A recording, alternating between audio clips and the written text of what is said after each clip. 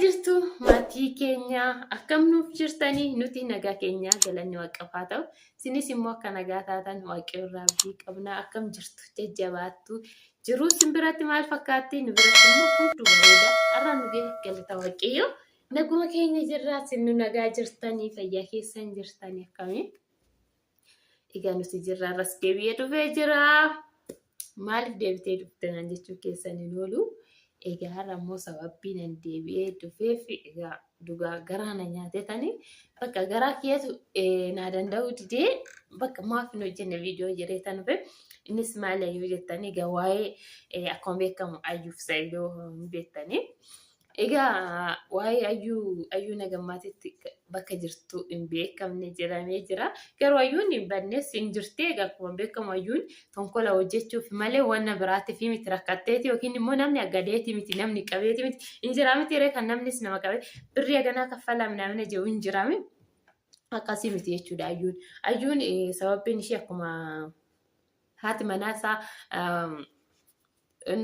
Saayidoo dubbatti Summayyaan jechuudha.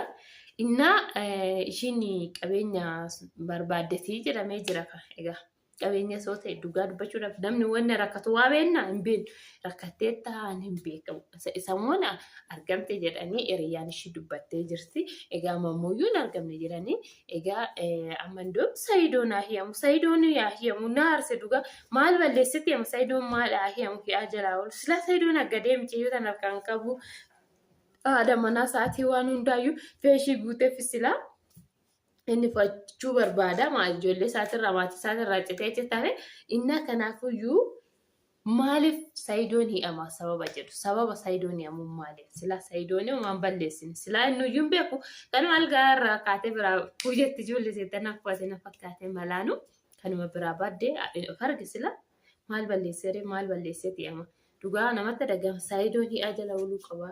Saayidoo seera jala ooluu qaba.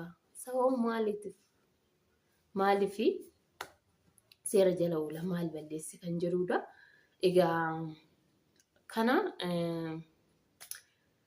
hin beeku dhugaa baay'ee ulfaata jechuudha. Kana ayyuun garuu akkana go'uu hin qabdu. Dhugaa dubbachuudhaaf akkana go'uu hin qabdu. Maaliif bakka qabeenya soo ta'e kana naa kennu jettee Saayidoon immoo gara laafessa hin beektan baay'ee keessanii. Nama dhugaa dubbachuudhaaf ada yuutuubara keessaa Saayidoon bakka gara laafessa warra yuutuubara ana garuu na gargaaru illee baatu nama baay'een gargaara bakka ijoolleen ulataasaa yoo dubbatan hin beektan akka roozaa tuubiifa ulataasaa yoo dubbatan garuu nageessanii Saayidoon sirriitti nama gaariyaa nama gargaaraa yuutuubiidha birriyaan illee hojjetu bakka yoo yuutuubiin dogongore akkuma kennu dhiyaatuubii amma baay'ee tokko nama gargaara bakka dhugaa dubbachuudha yuutuubii rakkina yoo gaafanne illee kana nuun jira. Qabeenya hin kennaaf rakkoon qabu. Erga ammoo isa hin barbaanne gizee duraa sanii warri jaarsaa kuma 600 kaffalee too kaasaa jechuudha. Garuu maangoon waa dafaree ijoollee hin dafaramne. Mijayyoon hin dafaramne. Na kaasaa kaffalii jedhanii gizee sanii osoo gizee sanuu kaasaa kaffalee dhiisee jiraate dhugaa dubbachuudha. Gara kana hunda qabee kana hundatti baasee diggisii kana hunda baasee meekaappiin bichaanuu jechuudha meekaappii fi mataan ishee 50,000 fixee jira 50,000 kana hundatti baasee too nyaanni akkasitti kophaatti hoteela irratti qophaa'ee wanni hunduyyuu nyaata dammoo kan musliimaa fi kiristaanaa jedhame kophaatti diggifame jechuudha. Kun wajjin waan xiqqaatti miti yuutuubii illee hojjetee argatullee garuu dhugaa namni xaarii malee waa taa'ee fidaare dhugaayyuun baay'ee tokko naasite itti gadde baqqaayyuutti dhugaa dubbachuudhaaf maal dhiira immoo inni dhiira garuu bakka feeshii guutee fi erga ishiinuu na fuuyyettee erga sin jaaladdaa lubbuu kiyyan baasa jettee qorishe minaan aree dhugaa warra dubartii kun hin fakkeessinaayi indee yoo jaalatan garaa jaalalli yoo taate akkanumaan qilleessa irraan osoo hin ta'in jechuudha jaalala deemsa tokko hin jiraaniti kan dhufee deemu tokko akkas hin goone ayyuu biliis yoo dhuguma ta'ee piraankiillee goofoo taate gabbayii siin jenna ani maaliif samoona ayyuun argamte jedhanii hiriyyaan ishiitillee dubbatteerti tiiktookii warra fayyadamtanii ayyuun hin jirti ayyuun daasboora Ameerikaa irraa jaalattee deemuu hedduu kan jedhamu warreen bahee jira nuti illee irratti hojjennee jirra dhuguma ammoo dhuguma hin baati jireenya inni malee viidiyoo ishiinis viidiyoo tokko haarawaa gadisteerti jechuudha fuula haarawaa waan uffitee guyyaa sanii inna kanaaf ani ogumas inni kattaga yoonaa hin seene dhugaa dubbachuudhaaf. Egaa kanaaf dhugaa baay'ee tokko ulfaata. Gizee kana keessa nama amanuun illee ulfaata. Nama amanuu bakka dhugaa namarraa isa akkamitti fagaatta namattis akkamitti dhiyaachuun in ulfaata gizee kana.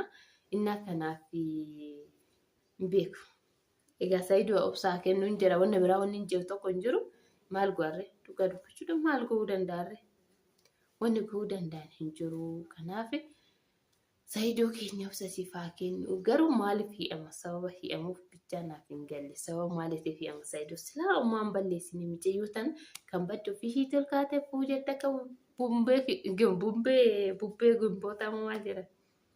Innaa kanaaf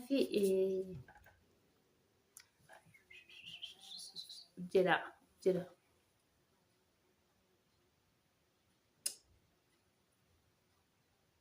Innaa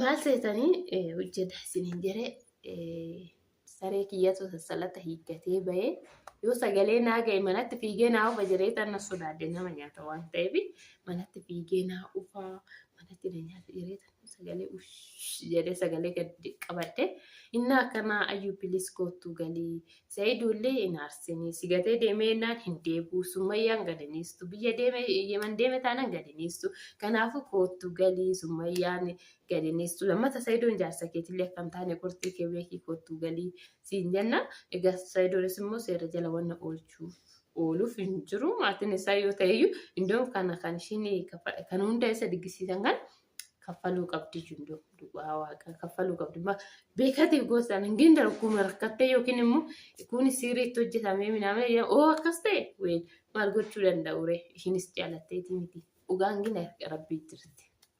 Innaa kanaafiyyuu kana siniin jira please sin jaalanna viidiyoo keenya subscribe nu godhaa like nu godhaa share nu godhaa nu guddisa ol guddisnaa. Bakka ol guddisnaa gizee rakkoos ta'ee gizee gaddaas gammachiisu ol bira ejjennaa Oromoo keenya subscribe nu godhaa akkuma saba kamiittuu nuti maaliif waliin jaalanne ani garuu nama hundaan hin jaalaa essoo lapheerran jechuudha yoo jaaladhullee innaa kanaafiyyuu jabaaddaa waaqessuun wajjin haa ta'u isiniin jennaa baay.